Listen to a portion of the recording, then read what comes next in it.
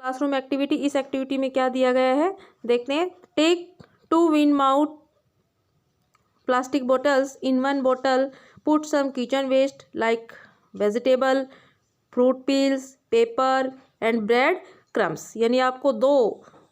ये वाइन नहीं wide mouth बोतल यहाँ पर आना था कि आपको 2 चौड़े मुंह की बोटल्स लेनी है। एक बोतल में आप क्या करोगे, किचन वेस्ट, जितना भी किचन वेस्ट किचन में से निकलता है, किचन वेस्ट मतलब फल सब्जियों के जो छिलके होते हैं वो, पेपर, ब्रेड यानी कि बचा हुआ खाना वगैरह, ये सब चीज़ें आप एक बोतल में डालोगे। इन द अदर बोतल पुट सम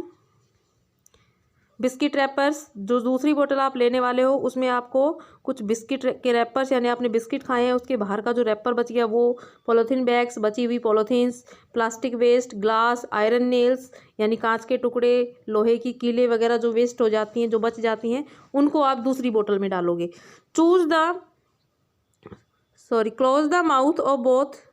बॉटल्स टाइटली, दोनों जो बोतल हैं उसके माउथ को आप टाइटली क्लोज करेंगे यानी बंद कर देंगे। Leave the bottles untouched for about 10 days, दोनों बोतल्स को बिना छेड़े यानी बिना हाथ लगाए आप, यानी उनको आप बार बार नहीं छुओगे और उसको 10 दिन तक ऐसे ही छोड़ दोगे दोनों बोटल्स को। तो आप क्या ऑब्जर्व करोगे, 10 दिन बाद जब आप देखोगे तो आपको बोटल्स में क्या चेंजेस दिखाई देंगे।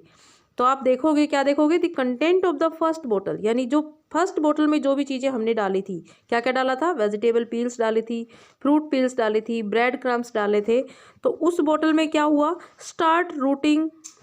इन फ्यू डेज, यानी पहली वाली जो बोतल थी वो उसमें रोटिंग होनी शुरू हो गई। रोटिंग मतलब उसमें जो सामान हमने रखा था, जो भी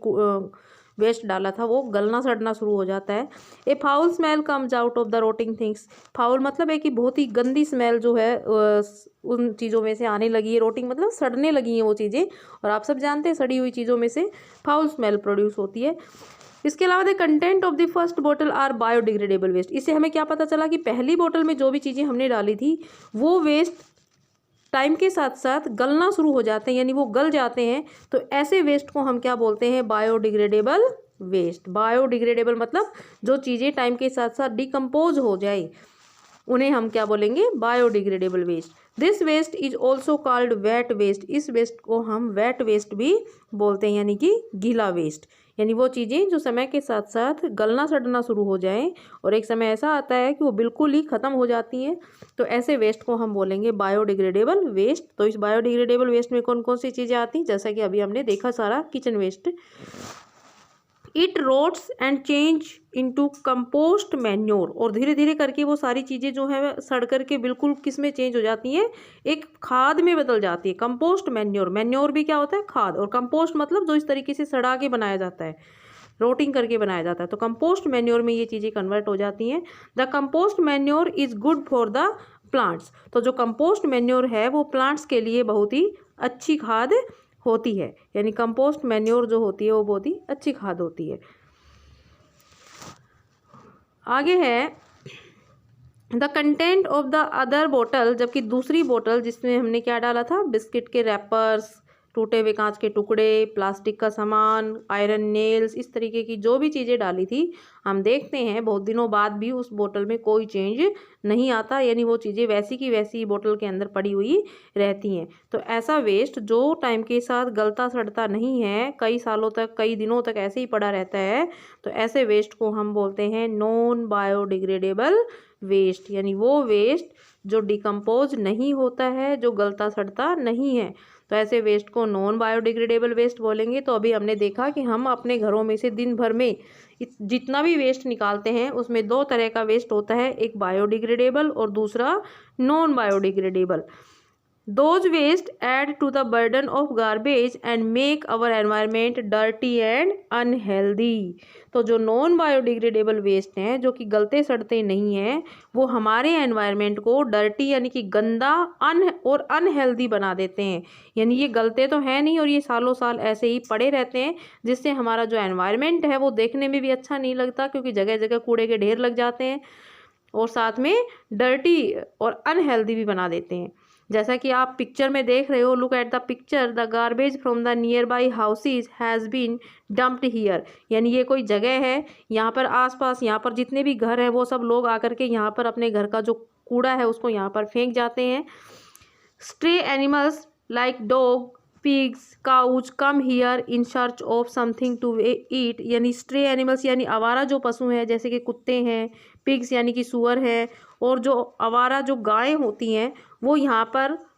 खाने के लिए आती हैं, यानी उनको ऐसा लगता है कि इस कूड़े में उनको कुछ ना कुछ खाने को मिलेगा, तो खाने की तलाश में वो सब यहाँ पर आते हैं। Throwing garbage is in the open attract flies and other insect, इस तरीके से खुले में फेंका हुआ कूड़ा जो होता है उस पर बहुत सारी मक्खियाँ आकर के इकट्ठी हो जाती हैं, बहुत सारे दूसरे इंसेक्ट्स यहाँ पर इकट्ठे हो जाते हैं। They spread disease in human beings and other animals, और ये जो इंसेक्ट हैं, जो मक्खियाँ हैं, ये सारे ह्यूमन बींग्स में जो है तरह तरह की बीमारियों को स्प्रेड कर देते हैं, यानी बीमारियों को फैला देते हैं। तो इस तरीके से ओपन में वेस्ट फेंकना, इस तरीके से कूड़े को ऐसे ही खुली जगह में फेंक देना हमारी हेल्थ के लिए भी हानिकारक है, यानी उससे हमें बहुत सारी तरह की बीमारियां हो जाती हैं। इसके अलावा जो भी आवारा पशु यहाँ पर आते हैं तो वो कभी कभी खाने की चीज़ों के साथ पॉलीथीन्स को भी खा लेते हैं, जो अंदर चल करके उनकी सांस वाली जो पाइप होती है, यानी कि जो रेस्पिरेटरी सिस्टम जो होता है उसको ब्लॉक कर देते हैं, और वो दम घुटने से कई बार मर जाते हैं।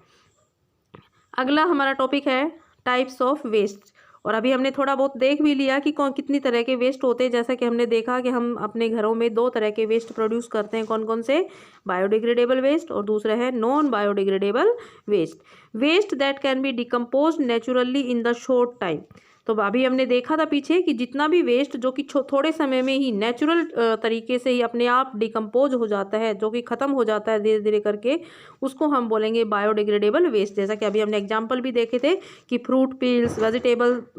पील्स, लेफ्ट ओवर फूड, इसके अलावा egg cells, rotten food and leaves, यानी पेड़ पौधों के पत्ते, फल सब्जियों के छिलके, ठीक है, एग सेल्स और बचा हुआ खाना वगैरह जो भी होता है, इस तरीके की जो चीज़ें होती हैं वो समय के साथ साथ अपने ही आप ही गल सड़ करके जो है ख़त्म हो जाती हैं, तो इसको हम बोलेंगे बायोडिग्रेडेबल वेस्ट। और इसके बिल्कुल अपोजिट है क्या, नॉन बायोडिग्रेडेबल वेस्ट। नॉन मतलब नहीं, डिग्रेड मतलब जो डिग्रेड नहीं होता है, जो ख़त्म नहीं होता है, जो सालों साल ऐसे ही पड़ा रहता है। आप सब जानते हैं ऐसी कौन कौन सी चीज़ें हैं, जैसे कि लोहे के बचे हुए जो भी सामान है, प्लास्टिक का कोई सामान है, पॉलीथीन्स हैं, कांच के टुकड़े हैं, ये सब चीज़ें नॉन बायोडिग्रेडेबल वेस्ट में आती हैं, यानी जो डिकम्पोज नहीं होती हैं। तो हमारे आसपास इस तरीके से 2 तरह का गार्बेज होता है, जिनकी हमने अलग अलग कैटेगरी अभी देखी।